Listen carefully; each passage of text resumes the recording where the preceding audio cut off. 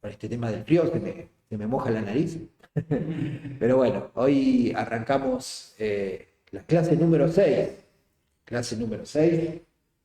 y ahí en sus apuntes van a ver que no está explícito, pero ahí vamos a ir al libro de Romanos, que vamos a estudiar en Romanos capítulo 2.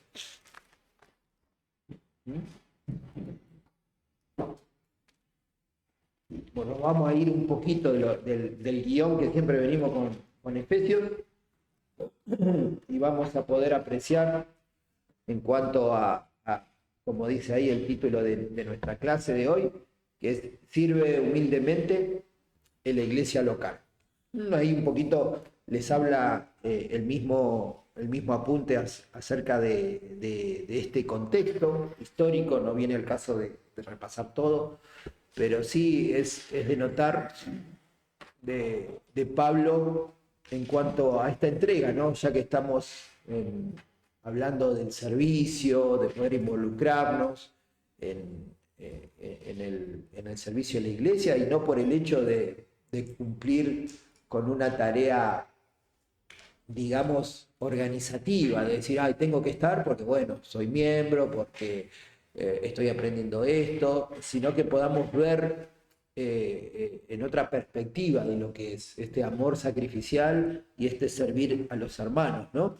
Y ahí en sus apuntes van a ver que habla, que nos da un contexto en cuanto a que Pablo le está escribiendo una carta a los romanos desde Corinto, ¿no? Y Pablo nunca había estado ahí en Roma, todavía, no había llegado en el tiempo que había escrito esta carta a través de Tercio. Ahí ya que podemos quizás suponer o apreciar que había un tema de que, bueno, no tenía por lo menos el acceso a la escritura, puede ser por el tema de su vista o, bueno, por determinadas circunstancias, y bueno, le dictaba ahí a este Tercio, le escribía esta carta, y bueno, ahí podemos ver de la importancia que tenía para los receptores de esta carta. Es decir, el apóstol nos está escribiendo, nos está exhortando, nos está animando, y bueno, y ahí hace una referencia a todo lo que fue este tiempo de la escritura, que bueno, ahí vemos un dato histórico de una cita el año posible de la escritura de esta carta, de esta epístola, en el año 57. Solo habían pasado 3 años después de la asunción como emperador de Nerón. Me llamaba la atención a la edad de 16 años. ¿Te imaginás? Ya Davis, ahí, el emperador Davis, a una edad, 16, 17 años. Y bueno, aún eso, ver que uno ver la soberanía de Dios, ¿no? Aún en la historia. Después sabemos lo que fue este hombre cuando fue avanzando en su locura de creerse Dios mismo, ¿no? De creerse el soberano de todo, el que dictaba qué tenía que hacer y dejar de hacer todo su imperio, ¿no? Todos los que habitaban en su imperio. Pero aún así, a través de eso podemos ver la obra soberana del Señor. Y bueno, y ahí vemos que en Romanos, los primeros 3 capítulos, expuso de una manera magistral, pero obviamente sabemos que no fue por su propia voluntad, sino fue la inspiración de Dios y del Espíritu Santo en la mente y como es en su literatura, de poder escribir esta carta, que nos da todos la gracia, ¿no? La gracia del Señor, la gracia de Dios, de cómo ver y la incapacidad del hombre, ¿no? Para llegar a ese Dios. Si vos lees el libro de Romanos, ves comentarios, vos vas a ver que darte cuenta que te pone en perspectiva de la imposibilidad por, por, eh, por iniciativa propia de llegar a ese Dios santo, de llegar a ese Dios perfecto, y que no lo puedes hacer, de lo que todos sabemos, ¿no? De que es imposible, que solamente gracias a la obra soberana de Dios a través de la predicación del Evangelio podés llegar a ser un hijo de Dios, podés llegar a ser perdonado, podés ver la magnitud de tu pecado, y de esa manera decidir en consecuencia. Pero es una obra exclusivamente del Espíritu Santo obrando en la vida de un pecador, así como nos operó en nosotros, ¿no? Y bueno, y a partir de lo que vamos a leer un poquito hoy, nos ponemos en el ámbito del capítulo 12, ¿no? El capítulo 12 de Romanos, y ahí vemos que hay un, como dice ahí en el apunte, hay un punto de quiebre, un punto de inflexión, que vemos toda esta doctrina de la imposibilidad del hombre de llegar a Dios y empiezan a ver como instrucciones de cómo una vez que se produjo ese milagro en el pecador, en la persona perdida, en cómo debe vivir la vida cristiana. Y por eso ven ahí en su Reina Valera que dice deberes cristianos, ¿no? Y ahí empieza, leemos en el versículo 1 del capítulo 12 de Romanos, que dice así: así que, hermanos, os ruego por las misericordias de Dios que presentéis vuestros cuerpos en sacrificio vivo, santo, agradable a Dios, que es vuestro culto racional. No os conforméis a este siglo, sino transformaos por medio de la renovación de vuestro entendimiento, para que comprobéis cuál sea la buena voluntad de Dios, agradable y perfecta. Y ahí empezamos a ver cómo en este así que, en base a esto que pasó en nuestra vida, a partir de que cambió nuestra eternidad, el destino de nuestra eternidad, ahora en consecuencia cambió todo. O sea, entonces ahí Dios, a través de la escritura del apóstol Pablo, nos dice la manera en que tenemos que vivir, en ser esos sacrificios vivos, en ser, y lo explica muy bien, que dice que es un culto racional, que es un culto que se lleva a cabo, ya no es toda la tradición del Antiguo Testamento de presentar el cordero, de presentar el animalito que iba a ser la ofrenda, sino que ahora esa ofrenda, ese sacrificio vivo, o sea, ¿qué pasa cuando hay un sacrificio? Si hay un sacrificio hay muerte, hay un derramamiento de sangre. Ahora esto es un sacrificio vivo, hay una muerte, pero la persona sigue viva. Y sigue viva muriendo, que es como un trabalengua, es un juego de palabras, es muriendo a mis deseos, a mi voluntad, a lo que yo creo y pretendo que es lo ideal para mí. Pero obviamente que eso uno lo va a hacer con una motivación equivocada, pecaminosa. Entonces, por eso habla de este culto racional, de esto que va a producirse en nuestro corazón, que es un sinónimo de nuestra mente, que ya nuestra mente ha sido transformada, pero se sigue transformando a través de lo que las voy alimentando, de lo que yo voy creyendo. Entonces, ahí podemos ver que nuestro cuerpo, o sea, lo que somos como ser integral, ¿no?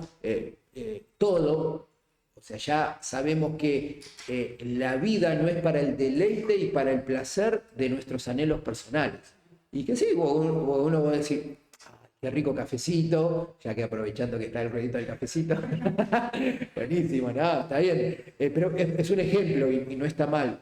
Ya no es que el todo de mi vida es, por ejemplo, disfrutar de un café, disfrutar de exclusivamente una carrera profesional, de disfrutar de un deporte, de disfrutar de un lugar de vacaciones que me encanta, de ir, no sé, o viajar por el mundo. Ya eso ya no son mis deleites y mis placeres. ¿Son pecados? No, pero no son ya el centro de mi vida. Si el Señor, por su gracia y su misericordia, me permite de disfrutar de ese cafecito, de esa carrera profesional que me va a llevar a llevarle gloria a Dios a través de esa carrera profesional, a través no sé, de un arte, de la música, de la escritura, y me lleva a honrarle a Dios, obviamente que gloria a Dios y que va a ser de mucha bendición, pero no va a ser el centro en sí esa actividad o ese deseo o ese gusto personal, ¿no? Si el Señor me permite viajar por el mundo, pero para predicar su palabra, para ser de influencia, para hacer de servicio, gloria a Dios, ¿no? Pero que se entienda bien que es morir a mí, ese es el sacrificio vivo. Y obviamente que ese sacrificio vivo va a ser día a día, va a ser a través de mi compromiso, de mi vida devocional, de mi oración, de ese amor práctico en la vida de la iglesia, en la vida de los hermanos. Y ese es lo que ahí Pablo expresa en esto de este sacrificio vivo que es agradable a Dios y que es nuestro culto racional, que es nuestra manera, es el símil del sacrificio del animalito. Ahora ese animalito soy yo mismo entregándome a mí, muriendo a mí en cada anhelo o deseo personal. ¿Se entiende hasta ahí? ¿Vamos bien? ¿Alguna objeción? Si hay alguna objeción, no doy al lugar. No, está bueno. No, pero es bastante claro, se entiende bien. Y ahí dice, ¿no? En estos versículos 1 y 2 nos dice que la única respuesta racional a una obra de gracia tan grande es entregar toda nuestra vida en sacrificio vivo a Dios. Esa es la única respuesta, esa es la respuesta. Y esto también, esto es una causa de efecto. Si el efecto es esto en mi vida, que la causa es lo que Dios obró, tiene que producirse ese efecto. Si no está ese efecto todavía, algo está pasando todavía en mi vida. Todavía hay cosas que en mi pecado no soy diligente en matarlo, en obrar en eso, pero tiene que presentarse mi vida en una entrega total. Obvio, siempre los tiempos son distintos, somos seres individuales y distintos, que hay cosas que nos cuestan, que nos llevan más tiempo, que estamos ahí en ese, como se dice acá, en ese tire y afloje de que quiero, esto no me parece tan así, eso no sé, pero si lo dice la palabra, ahí no hay ecuación que se adapte, es algo que es una rebeldía explícita mía, entonces tengo que morir a eso. Y bueno, y acá en este párrafo hay una exhortación bastante grande, ¿no? Que dice, lo leemos literal como está ahí expresado. Muchos creyentes creen que están viviendo una vida consagrada a Dios sin tener ningún ministerio significativo para edificar a sus hermanos en la iglesia. Porque muchas veces vivimos tras ese engaño, ¿no? De decir, yo creo en Dios, tengo mi vida devocional, tengo mi oración, pero vos ves que no hay un involucramiento ministerial, pero no por el solo hecho de ocupar un lugar, por tener la etiquetita de pertenezco al ministerio de jóvenes, de alabanza, de, qué sé yo, de mayordomía, o sin pertenecer a uno de estos ministerios, quizás o no estoy discipulando, o no estoy involucrándome en la vida de mis hermanos, o no estoy visitando, no estoy recibiendo gente, ¿no? Entonces es como que algo está pasando. Entonces me estoy autoengañando. Estoy diciendo que soy hijo de Dios, que sí estoy entregando mi vida como un culto racional, pero ese culto racional no existe, porque estoy todavía pensando en mis deleites, me estoy justificando. Quizás hay situaciones reales que nos pasan, trabajo, crianza de los hijos, estudiar una carrera, pero siendo sincero, no tenemos en toda la semana que tiene 24 horas, a veces no te digo que estés 4, 5, 6 horas en eso, pero a veces tenemos esos 30 minutos, esa hora, y claro, y a veces preferimos, vengo cansado, tiro panza para arriba, qué bueno, y gloria a Dios. Pero a veces es eso, es buscar esos espacios en los cuales yo puedo invertir mi vida para darla a el cuerpo de la iglesia, a mis hermanos, en lo que decíamos recién. Y si podemos involucrarnos en un ministerio, gloria a Dios, porque para eso Dios nos regaló esos dones, y que no son para nosotros, no son para deleitarnos en lo que el placer que me puede provocar tener ese don, sea cual sea el don, ¿no? Entonces, eso tenemos que enfocarnos en esto de servir todo el tiempo, ¿no? Y ahí, vamos a ver del versículo 3, que es lo que está ahí en ese título de Escapando del Orgullo. A partir de ahí vamos a ver el estudio de la palabra del Señor hoy. Entonces, leemos ahí el versículo 3. Dice, digo pues, por la gracia que me es dada, a cada cual que está entre vosotros, que no tenga más alto concepto de sí que el que debe tener, sino que piense de sí con cordura, conforme a la medida de fe que Dios repartió a cada uno. Y mira qué interesante. Acá no te está diciendo, bueno, vamos a la práctica.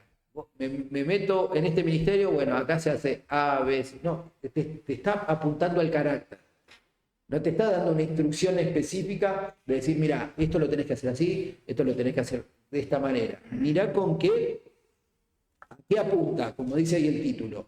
Apunta a tu orgullo, a decir que no tengas más alto concepto de vos, ¿no? Alto concepto de sí que el que debe tener.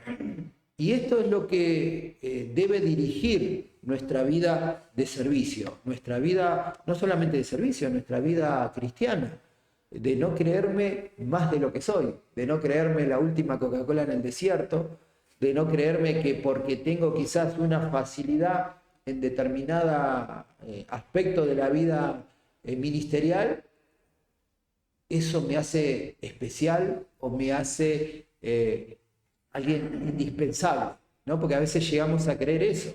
Entonces esto va afectando a lo que es nuestro orgullo, a creerme yo, mirá, porque quizás de la boca para afuera no lo expresamos, ¿no? Entonces, ¿qué hacemos? Casi intuitivamente nos vamos comparando.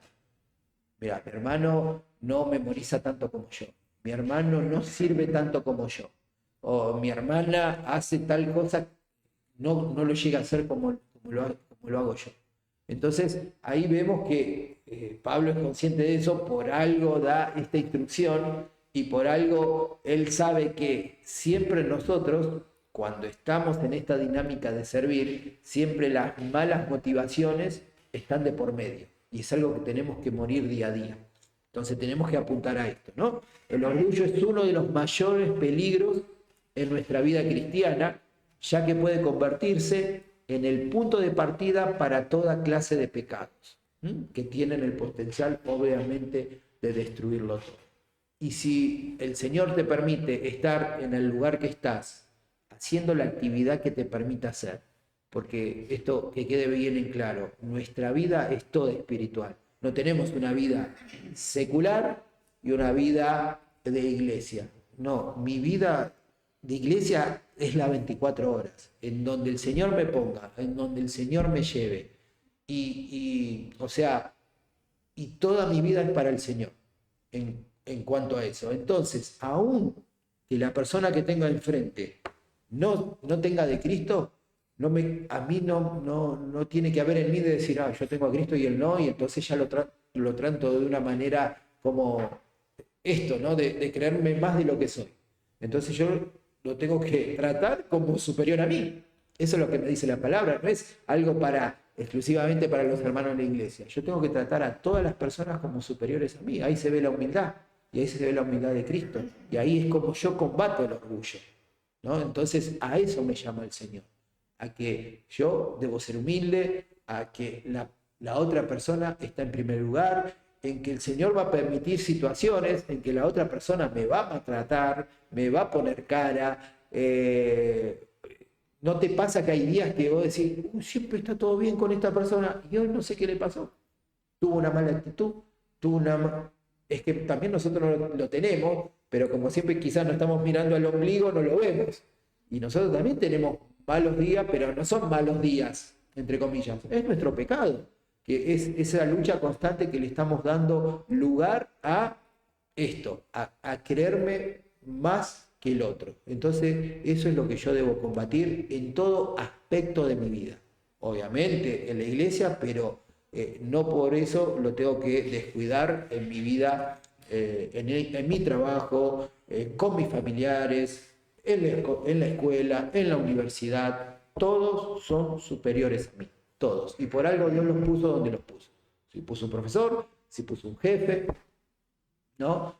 Si puso obviamente los padres, la autoridad hacia los hijos, ¿no? Cuando soy joven, cuando soy adolescente. Entonces, todos son superiores a mí. Y aún si intelectualmente hay algo objetivo que vos ves que no tienen la capacidad, aún así son superiores a mí. porque es gracia.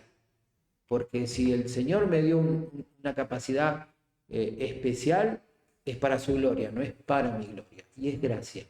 Pero sí te puedo asegurar que muchas veces uno corre tras ese engaño de que me creo eso, ¿no? La última Coca-Cola en el desierto. Me creo lo mejor. Y no, y soy lo peor. Porque ¿qué eligió el Señor, como dice en Corintios? Lo despreciable, ¿no?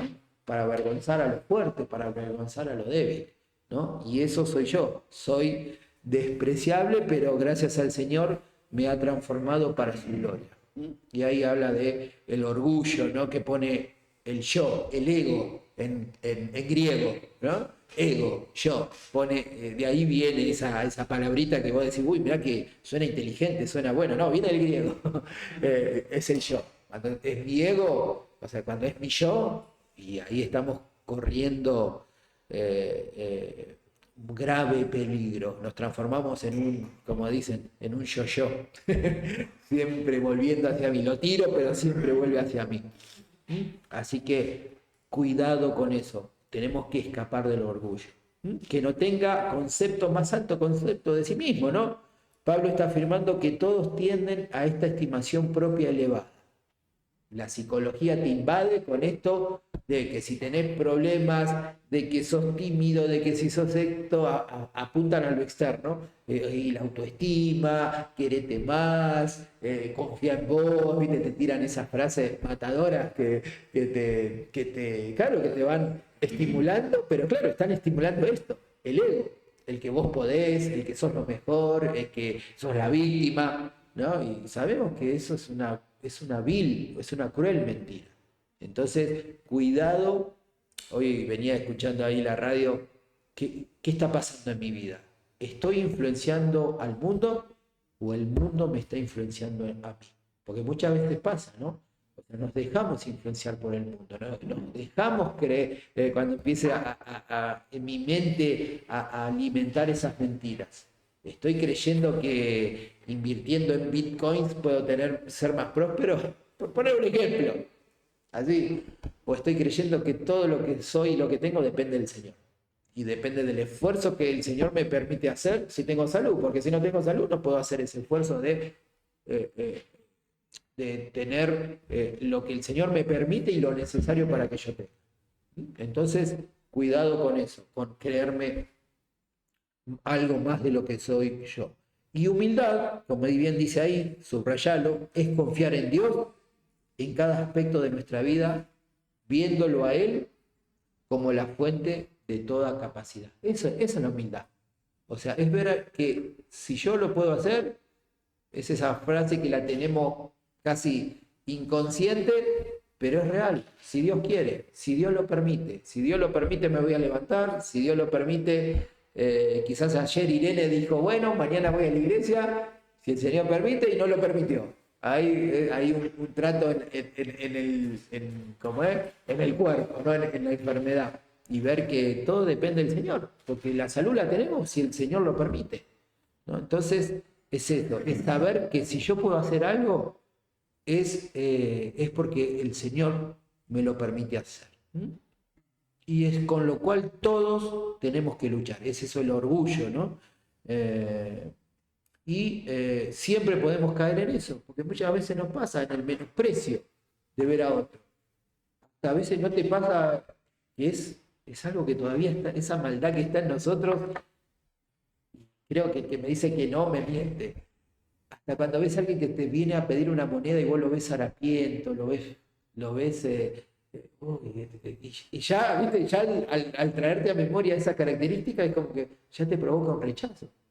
Y vos decís, yo tranquilamente podría ser esa persona. Entonces, no hay nada más, no hay nada bueno en mí, no hay nada mejor. O sea, son circunstancias que el Señor permitió, de decisiones, del pecado, pero siempre apuntando a eso, ¿no? Que el Señor puede humillarnos y sorprendernos aún en esas situaciones. Y que todos podemos caer. Y todos tenemos la tendencia a ir en esa dirección. Vayamos ahí a Filipenses.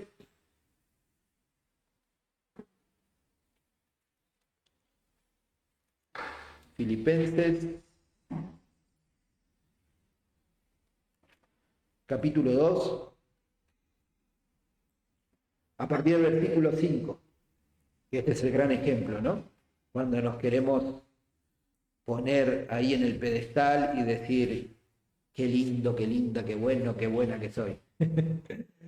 A partir del versículo 5 dice, haya pues en vosotros este sentir que hubo también en Cristo, el cual, siendo en forma de Dios, no estimó el ser igual a Dios como cosa a que aferrarse, sino que se despojó a sí mismo, tomando forma de siervo, hecho semejante a los hombres. Y estando en la condición de hombre, se humilló a sí mismo, haciéndose obediente hasta la muerte y muerte de cruz. Mejor ejemplo que este no lo tenemos. Cuando vienen a nuestra mente o cuando vienen situaciones en las cuales me creo que merezco algo distinto o algo mejor, no te olvides también de este pasaje. El mejor ejemplo es Cristo. O sea, él sí tenía las condiciones, los derechos de decir, Dios, Él es Dios. Y Él podía haber dicho, si yo soy Dios, ustedes me tienen que adorar, me tienen que servir. Él lo podía haber hecho, pero no lo hizo. Tomó forma de hombre, vivió una vida de siervo, sirvió, abrazó leprosos, suplió necesidades. Sabemos que eso no era el motivo principal de su venida, era para mostrar las señales que estaban escritas acerca de él, pero él vino ¿a qué? A buscar lo que se había perdido, pero siempre vivió una vida de pura entrega, de humildad. Nunca se jactó, nunca hubo una jactancia. Podemos ver en todos los evangelios, podemos ver en todas las epístolas del Nuevo Testamento, nunca en él hubo un reclamo del derecho de yo soy Dios y adórenme. Siempre fue servicio y entrega, servicio, humildad. ¿Qué mejor ejemplo que ese? Ya ahí no tenemos excusa para no servir y para no soportar los malos comentarios, las malas actitudes. A él lo insultaron, lo escupieron, lo maltrataron, lo llevaron a la cruz. Ella estaba escrito, era el único medio. Pero aún así, él fue como oveja al matadero. Y no es que decir, pero era Cristo, era Jesús. No, somos pequeños Cristos, queremos servir a un Dios y nuestro ejemplo, nuestro mayor ejemplo a seguir es Cristo. Entonces, no hay posibilidad alguna para decir yo merezco y ahí pone X situación o X característica. No merezco nada. Entonces, si Dios permite una mala actitud de un hermano, una mala actitud o un maltrato, hay algo que el Señor obviamente está trabajando. La humildad, el egoísmo, el orgullo. Y gloria a Dios, obviamente que va a incomodar por nuestro pecado, obviamente que no lo voy a disfrutar por mi pecado, pero voy a ver la gracia del Señor en mi vida.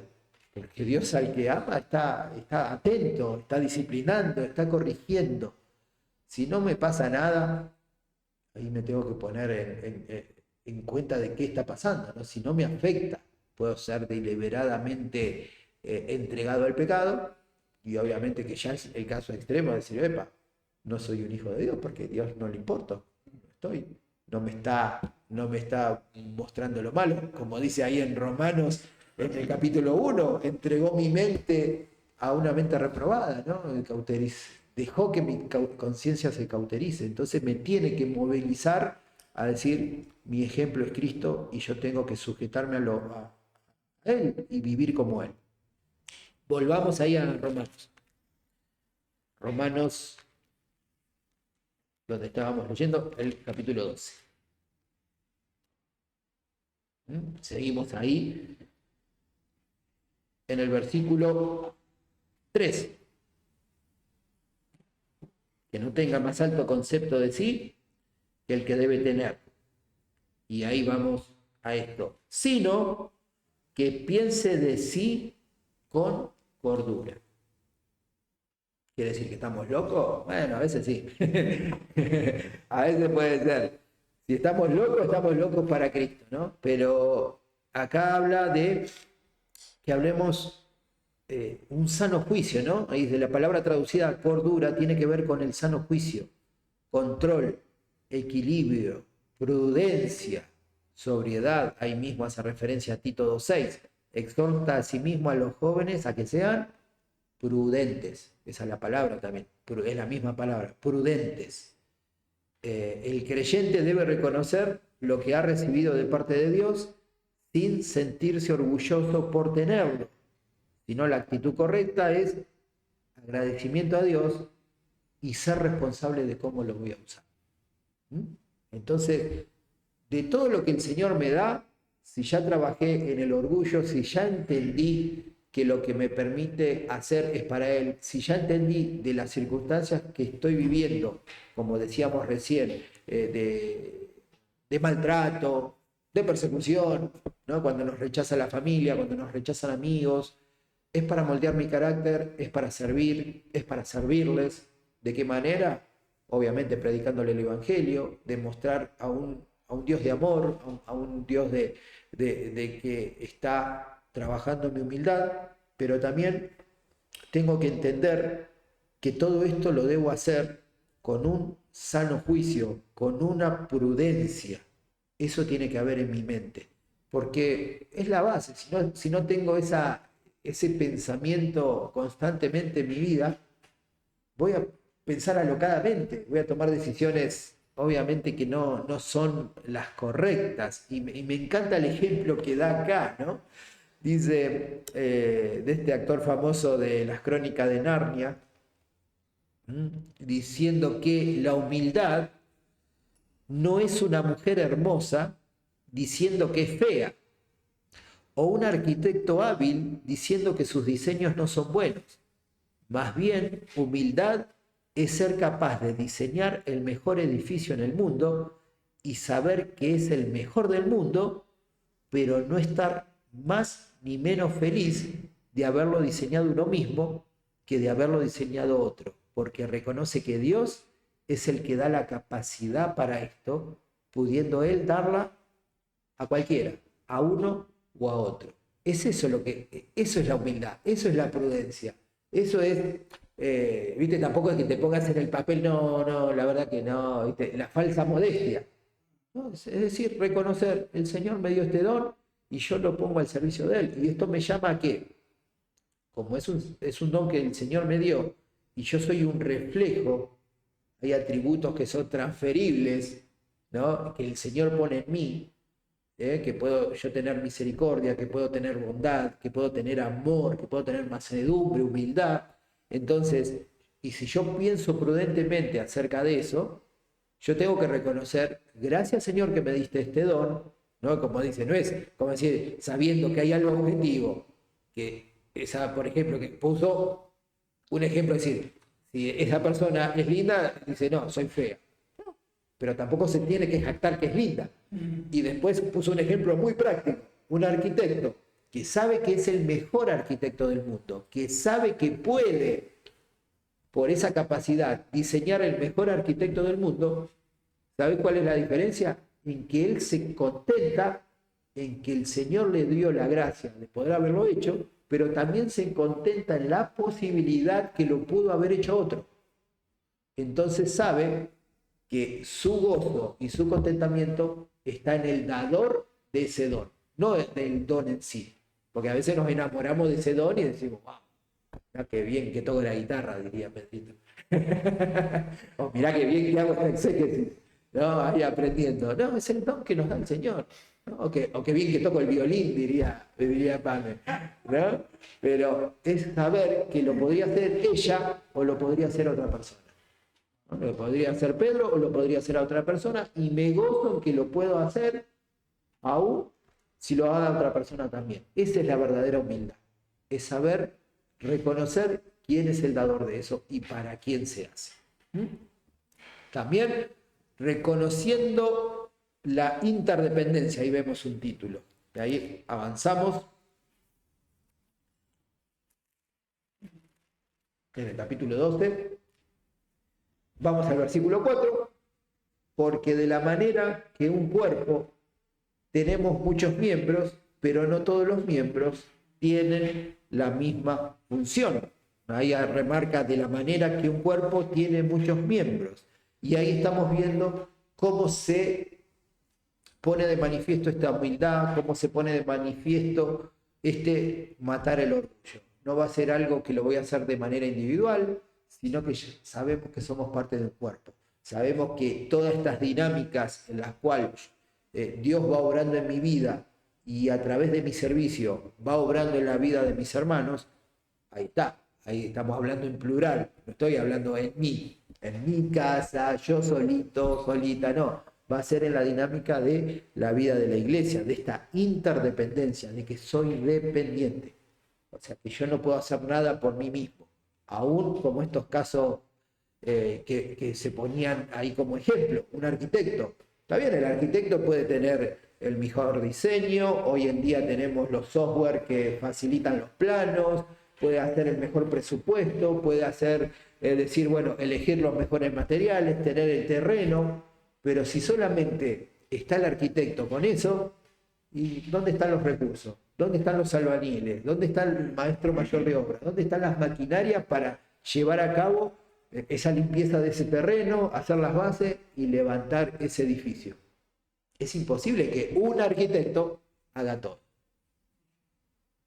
Entonces ahí vemos cómo, o sea, no somos independientes, dependemos de los demás hermanos en la iglesia.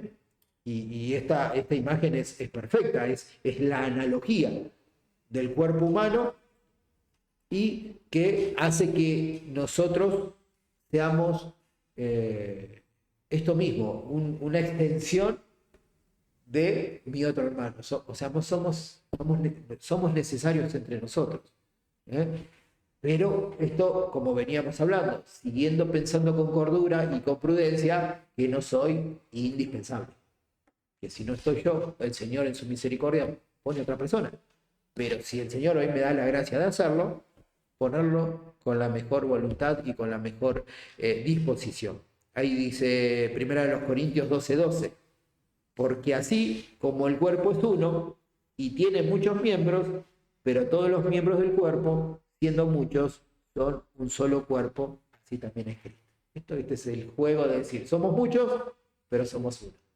Pero como somos uno, somos muchos. Es como un cuerpo, tiene sus distintas partes y todas son necesarias, ¿no? Para poder desempeñarse. De esta manera, siguiendo el mismo patrón, siendo muchos, ahí da los ejemplos. Y demás. Todos los miembros, los unos de los otros.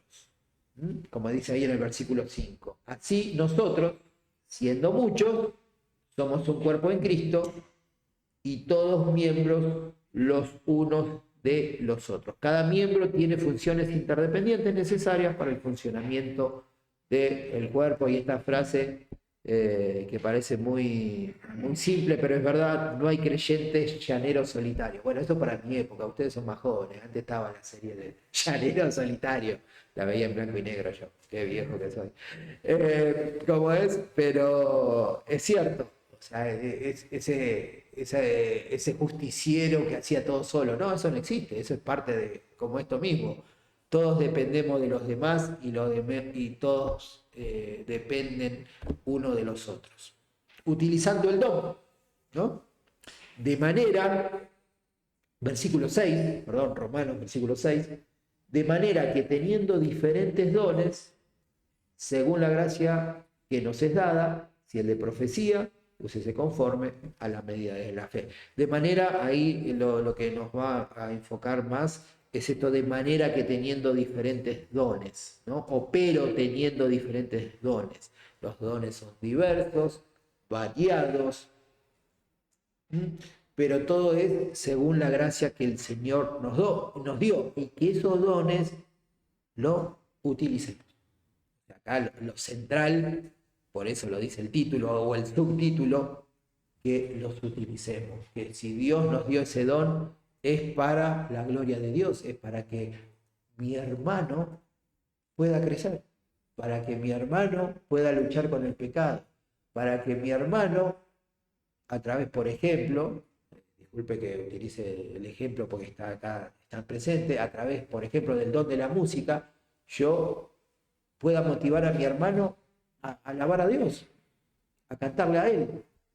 ¿Por qué? Porque Dios es música. Dios es música. Ahí viendo algo en Salmos, cuando dice que Dios es mi roca, Dios es mi salvación, y vas a ver que está traducido y mi Dios es mi cántico. Pero si vos vas al original, esa palabra cántico que es amar, es en hebreo, es música instrumental.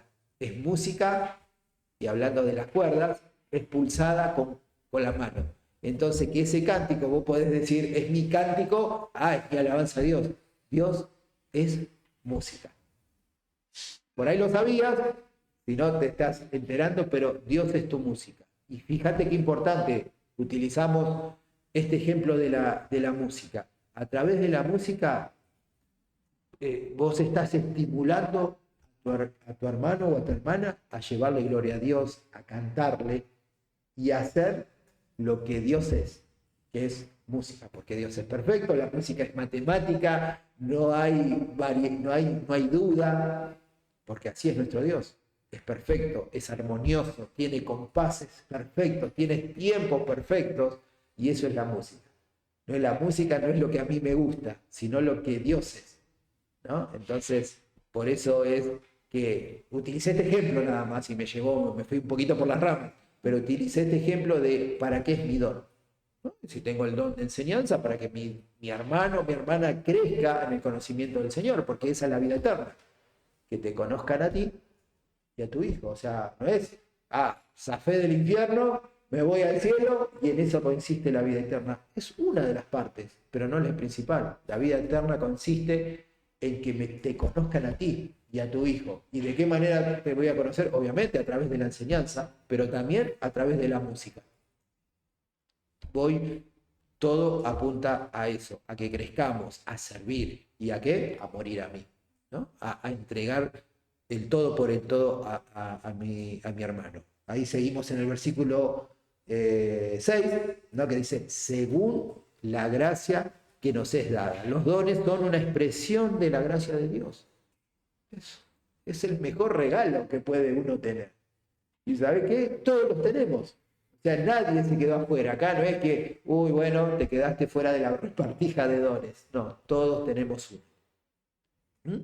Y bueno, y después hay a continuación, como dice ahí en el versículo, en el apunte, tenemos una lista ilustrativa de la manera en que cada creyente debe usar ese don, ¿no? Pero bueno, ahí no, obviamente que ahí empieza en el versículo 6, que dice, si el de profecía, úsese conforme a la medida de la fe, si de servicio, en servir, versículo 7, ¿no? O el que enseña en la enseñanza, versículo 8, el que exhorta en la exhortación, el que reparte con liberalidad, el que preside con solicitud, el que hace misericordia con alegría. El amor sea sin fingimiento, aborreced lo malo, seguid lo bueno. Versículo 10, amaos los unos a los otros con amor fraternal, en cuanto a honra, prefiriéndonos los unos a los otros. Y después sí, ahí en lo que requiere diligencia, no perezosos, fervientes en espíritu, sirviendo al Señor, gozosos en la esperanza, sufridos en la tribulación, constantes en la oración, compartiendo para las necesidades de los santos, practicando la hospitalidad. Pero ahí, como eje central de esta porción, más allá de que desde el versículo 6, 7 hasta el 8 nos dice las maneras, hasta parece muy obvio, el que exhorta con exhortación, sí, ¿cómo voy a exhortar? Pero fíjate que lo más importante de todos esos pasajes es el versículo 9.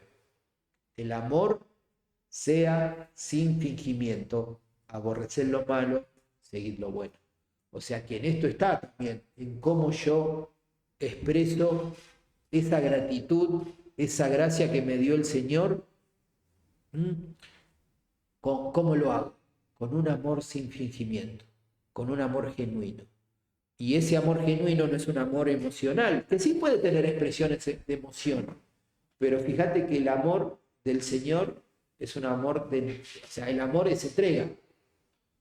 Vamos a Corintios, ahí, capítulo 3, dándolo todo, sin esperar nada a cambio, es sufrido, ¿no? Y eso es el amor, que sea sin fingimiento. Obviamente que en nuestra lucha con el pecado a veces ponemos nuestra mejor cara y viste que siempre están los hermanos que son difíciles de amar algunos, ¿no? Como decimos, pero ¿sabes qué? Cuando son difíciles de amar, en realidad el que es difícil de entregar amor es uno. Y pasa, porque es así.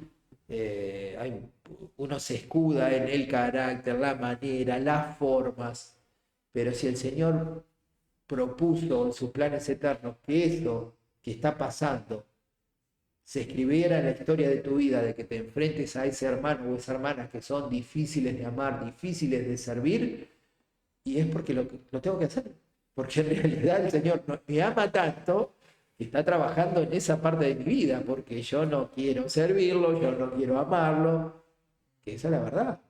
Y me cuesta porque estoy pensando en mí. Entonces, pone tu nombre, ¿no? Y el Señor te está hablando a vos y te está diciendo, vas a tener que servirlo, porque el don que te di es para amar, para que lo hagas sin fingimiento y para que ames lo bueno y aborrezcas lo malo. Y ese amar lo bueno y aborrecer lo malo no es algo externo, sino también es algo interno.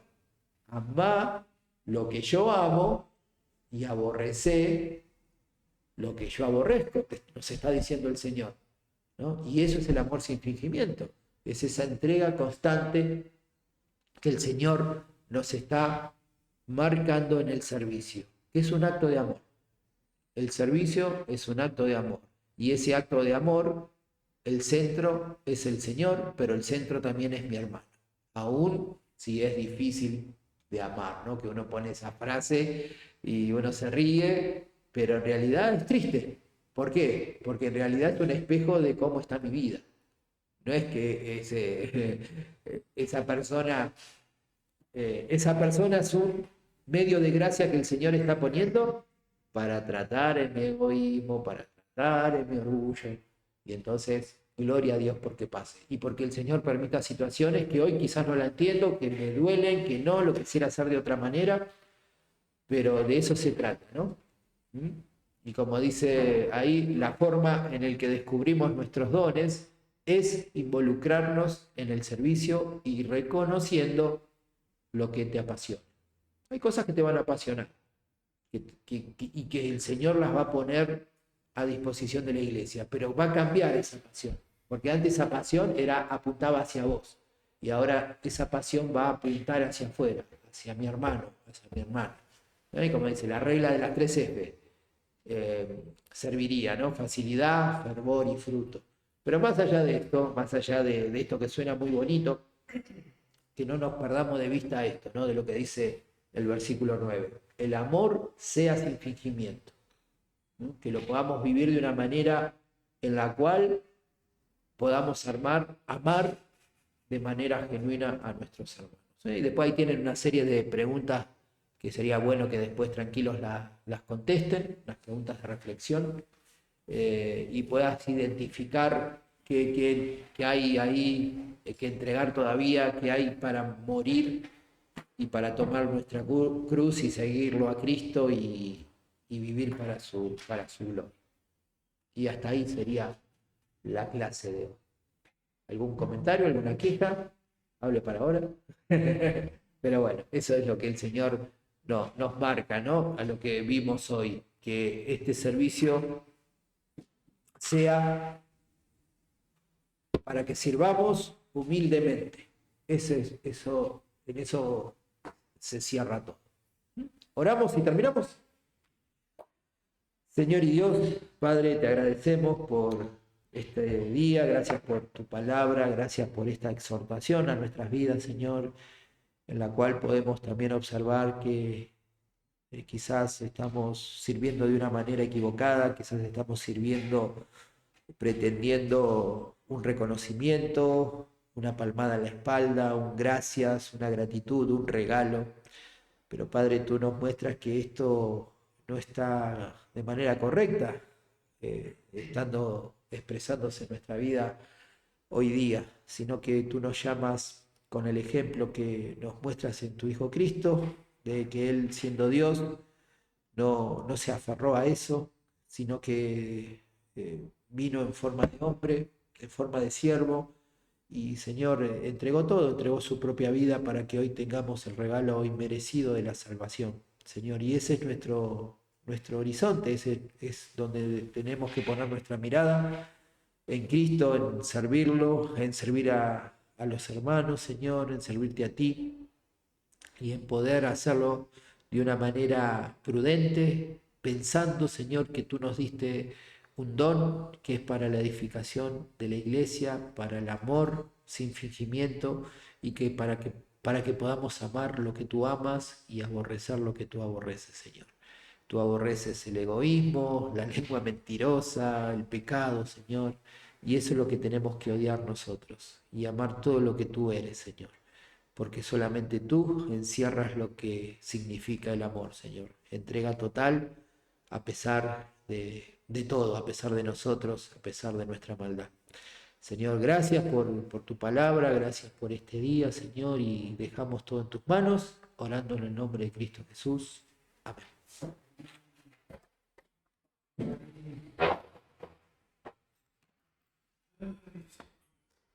Terminamos.